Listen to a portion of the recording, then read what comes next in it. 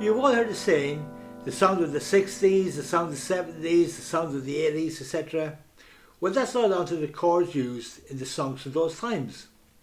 Chord progression, as you've probably worked out, is a change from one chord to the next in a piece of music. Some chord progressions sound a lot better than others, while others basically just don't go together at all. Most songs only contain 3 or 4 chords, making them easy to identify and isolate. As taste in popular music changed over time, so do the chords used. However, some chord progressions are so good that they stand the test of time. I'll go through one of these progressions now, step by step, or should I say chord by chord, in open and barred positions. The 4 chords in this case are C major,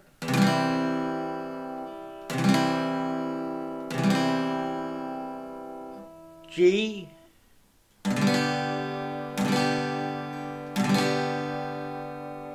A minor,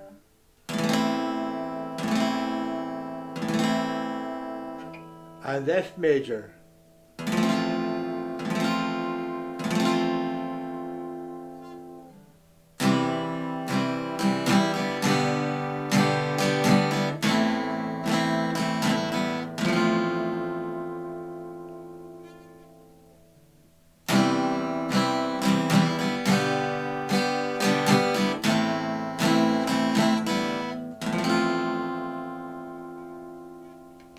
These chords were used in Let It Be by the Beatles, Bob Marley's No Woman No Cry, Adele has used them, even that Justin Bieber, however you pronounce his name, he's used them in some of his songs.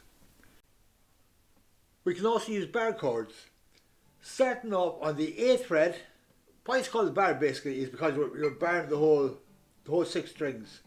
Start off the 8th fret to form a C chord, slide all the way down to the 3rd fret to form a G, and slide up 2 frets to number 5, lifting your middle finger to form an A minor, and then all the way down to the 1st fret to form an F chord. So going through that again: C, G, A minor, F.